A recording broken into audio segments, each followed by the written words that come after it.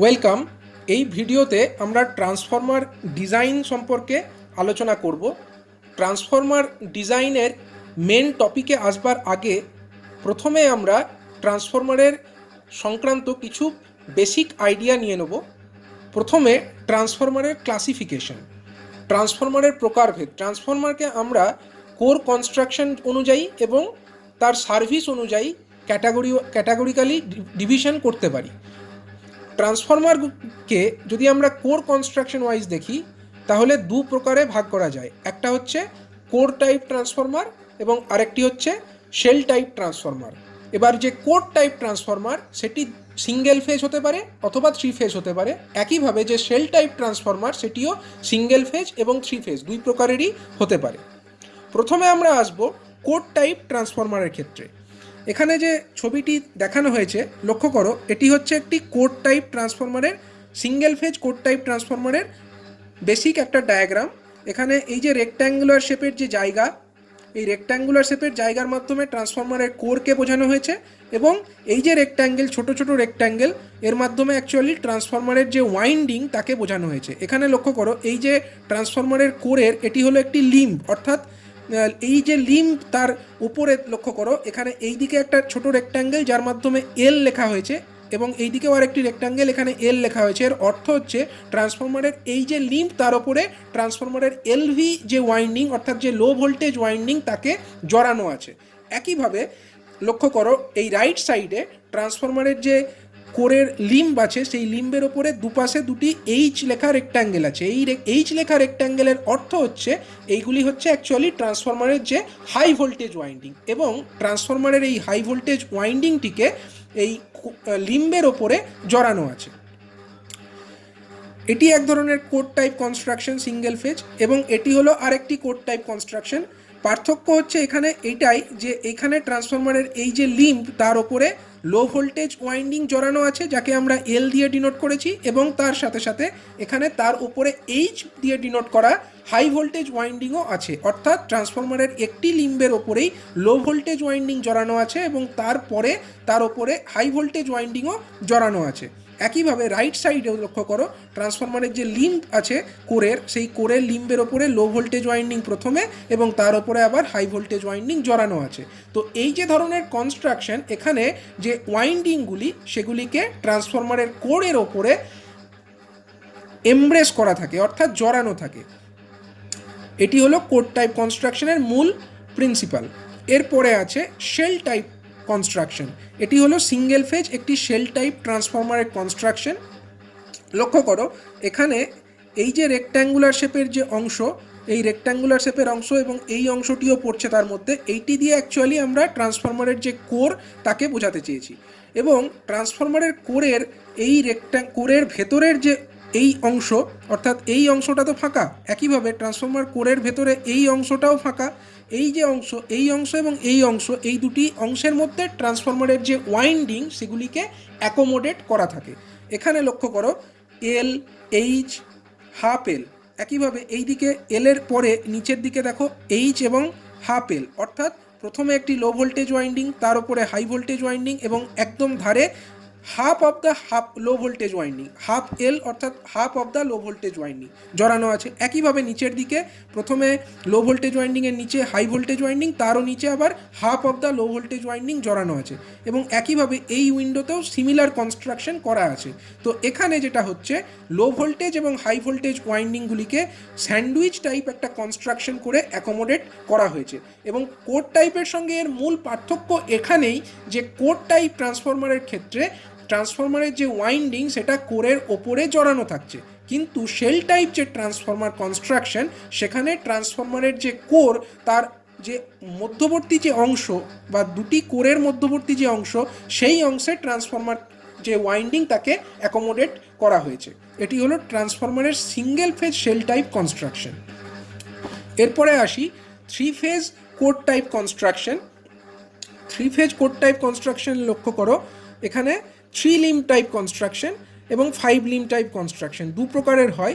Three লিম্বের ক্ষেত্রে লক্ষ্য করো, এই একটি লিম্ব, এই একটি লিম্ব এবং এইটি হলো আরেকটি লিম্ব। এই তিনটি লিম্বের প্রত্যেকটিতেই প্রথমে এল অর্থাৎ লো ভোল্টেজ ওয়াইন্ডিং এবং তার ওপরে এইচ অর্থাৎ হাই ভোল্টেজ ওয়াইন্ডিং জড়ানো আছে। দেখো প্রথমে যে লিম্ব তার ওপরে এল এইচ অর্থাৎ লো ভোল্টেজ এবং হাই ভোল্টেজ দুদিকেই আছে। একইভাবে মিডিল যে লিম্ব তার ওপরেও এল এবং এইচ অর্থাৎ লো এবং হাই ভোল্টেজ ওয়াইন্ডিং দুটিই জড়ানো আছে।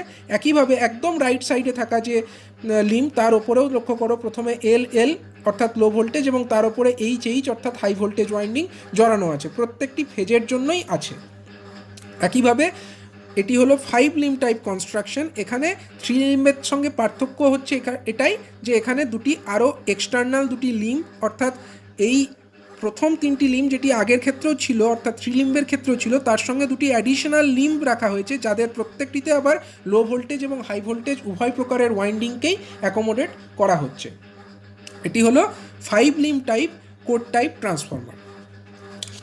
এরপরে আসছি যে টপিকটি সেটি হচ্ছে 3 phase shell type transformer. 3 phase shell type transformer লক্ষ্য করো, এখানে এই যে রেক্ট্যাঙ্গেল শেপের অংশ এইটির মাধ্যমে আমরা ট্রান্সফরমারের যে কোর তাকে বুঝিয়েছি এবং কোরের মধ্যবর্তী যে ছোট ছোট রেক্ট্যাঙ্গেল অর্থাৎ এই একটি রেক্ট্যাঙ্গেল, এই একটি রেক্ট্যাঙ্গেল, এই আর একটি রেক্ট্যাঙ্গেল, এই রেক্ট্যাঙ্গেল, এই রেক্ট্যাঙ্গেল এবং এই যে রেক্ট্যাঙ্গেল, এর মাধ্যমে কোরের মধ্যবর্তী যে উইন্ডো স্পেস তাকে বোঝানো হয়েছে। এই কোরের মধ্যবর্তী স্থানে থাকা যে উইন্ডো স্পেস, সেই স্পেসগুলিতেই অ্যাকচুয়ালি ট্রান্সফরমারের যে ওয়াইন্ডিং সেগুলিকে অ্যাকোমোডেট করা থাকে।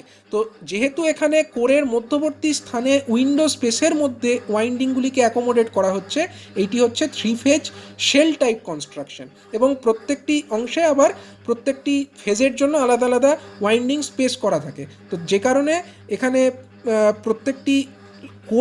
প্রত্যেকটি যে কোরের মধ্যবর্তী যে উইন্ডো স্পেস সেখানে ওয়াইন্ডিংগুলিকে অ্যাকোমোডেট করছি, সেই কারণে এটি হচ্ছে একটি শেল টাইপ কনস্ট্রাকশন। আশা করা যায় এই আলোচনা থেকে তোমাদের কোর টাইপ এবং শেল টাইপ কনস্ট্রাকশনের ব্যাপারে বেসিক আইডিয়া ক্লিয়ার হয়েছে। এরপরে আমরা তুলনামূলক কিছু আলোচনা করব, comparison between core type and shell type transformer. প্রথমে serial number 1, construction of core type is easier, construction of shell type is relatively difficult. কারণ লক্ষ্য করো, কোর টাইপ কনস্ট্রাকশনের ক্ষেত্রে আমরা ওয়াইন্ডিং যেগুলি আছে সেগুলিকে কোরের ওপরে প্লেস করে দিচ্ছি এবং শেল টাইপ যে ট্রান্সফর্মার সেই ক্ষেত্রে কিন্তু কোরের মধ্যবর্তী যে উইন্ডো স্পেস সেখানে আবার ওয়াইন্ডিংগুলিকে স্যান্ডউইচ টাইপ কনস্ট্রাকশন করে অ্যাকোমোডেট করতে হচ্ছে। অবভিয়াসলি যে শেল টাইপ কনস্ট্রাকশন সেটি কোর টাইপের থেকে কম্প্যারেটিভলি ডিফিকাল্ট।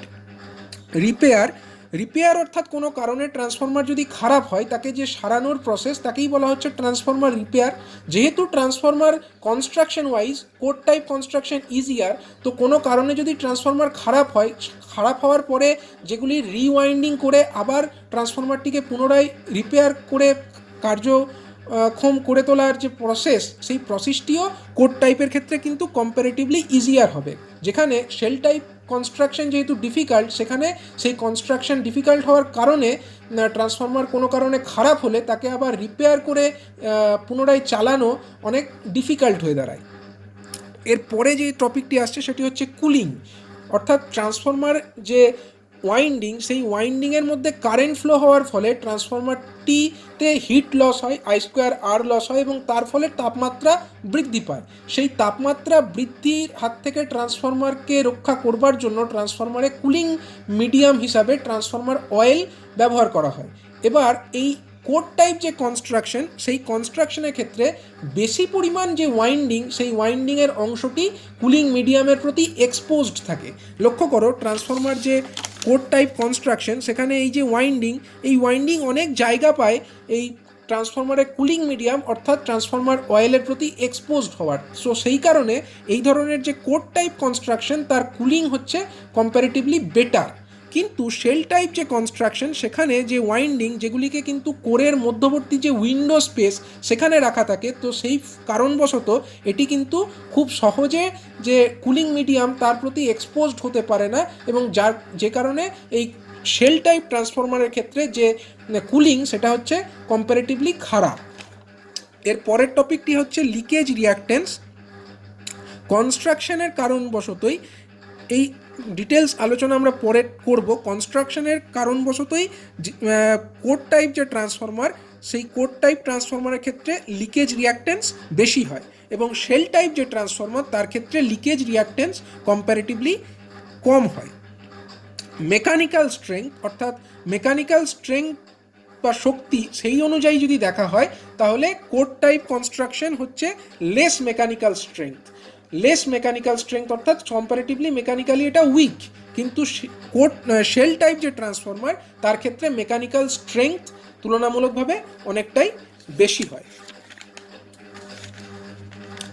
এরপরে একটা কোয়েশ্চেন যেটি খুবই ইম্পর্টেন্ট, বিভিন্ন পরীক্ষায় এই কোয়েশ্চেন ধরা হয়, যেটি হচ্ছে why low voltage windings are placed near to the core.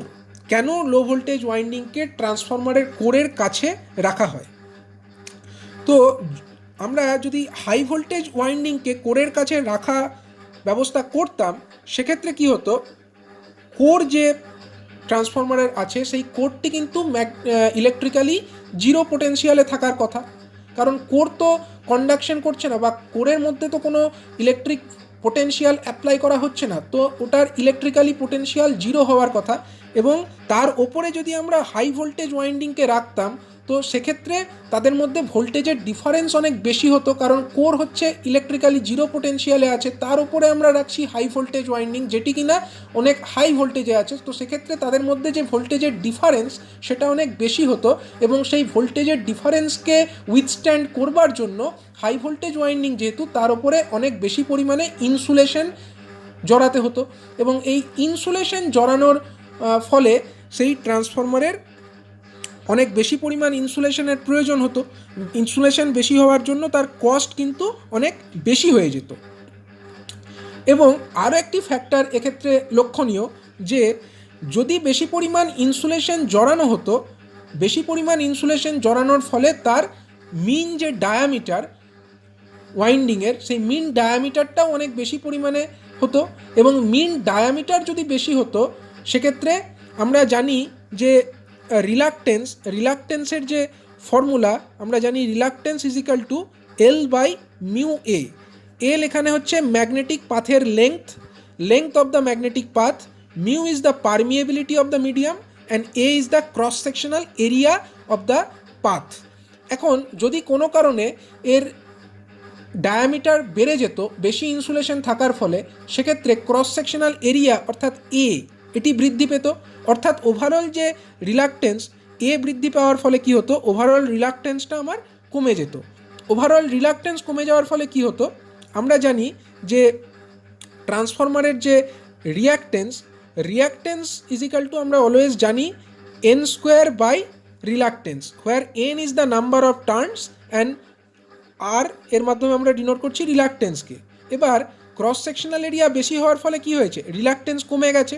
এখন রিলাক্টেন্স কমে যাওয়ার ফলে কি হবে, এর যে লিকেজ ইম্পিডেন্স বা লিকেজ যে রিয়াক্টেন্স, সেই লিকেজ রিয়াক্টেন্স বৃদ্ধি পাবে, এবং লিকেজ রিয়াক্টেন্স বৃদ্ধি পাওয়ার ফলে কি হবে, যে ভোল্টেজ ড্রপ রিয়াক্টেন্সের মধ্যে হয়, অর্থাৎ আই ইন্টু এক্স, এই যে ভোল্টেজ ড্রপ, এই ভোল্টেজ ড্রপটাও বেড়ে যাবে, এবং ভোল্টেজ ড্রপ যদি বেড়ে যায় সেক্ষেত্রে সেই ট্রান্সফরমারের যে ভোল্টেজ রেগুলেশন কিন্তু অনেক পুয়ার হবে।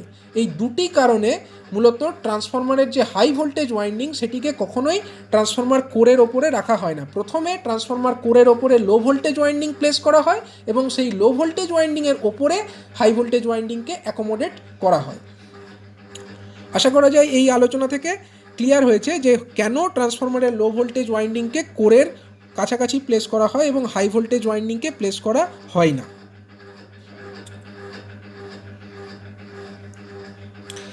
এছাড়াও আরেকটি ইম্পর্ট্যান্ট কোয়েশ্চেন এক্ষেত্রে আসে, যে why 5 limb core type construction is used for practical power Transformers of large ratings.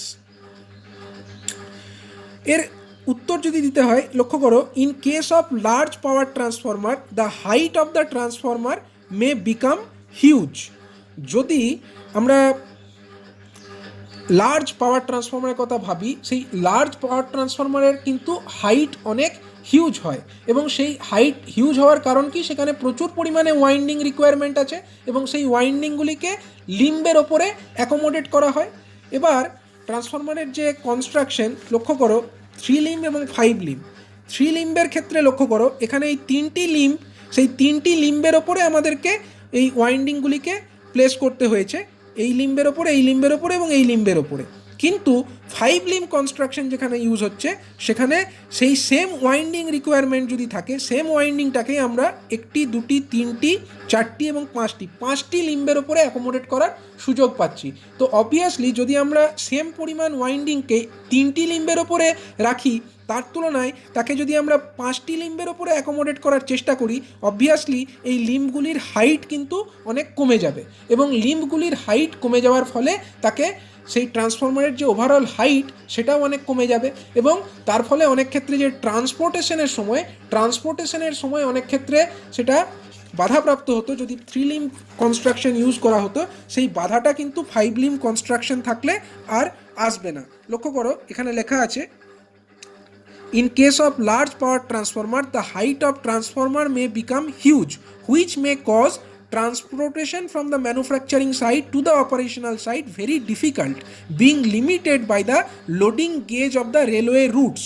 অর্থাৎ বিভিন্ন রুটের একটা লিমিটেশন থাকে যে কতটা হাইটের জিনিসকে সেখানে ক্যারি করা সম্ভব। অনেক ক্ষেত্রে সেই রুটের যে হাইট লিমিট, সেই হাইট লিমিটের মধ্যে যদি আমরা 3 লিম্ব কনস্ট্রাকশন ইউজ করতাম সেটা আটকে যেত, কিন্তু 5 লিম্ব কনস্ট্রাকশন ইউজ করবার ফলে সেই রেলওয়ে রুটের যে হাইটের যে লিমিটেশন, সেই লিমিটেশনের কারণে এটা আটকে যাবে না। সেই কারণেই মূলত 5 লিম্ব কোর টাইপ কনস্ট্রাকশনকেই আমরা প্রেফার করি in case of large power transformer instead of 3 limb type constructions.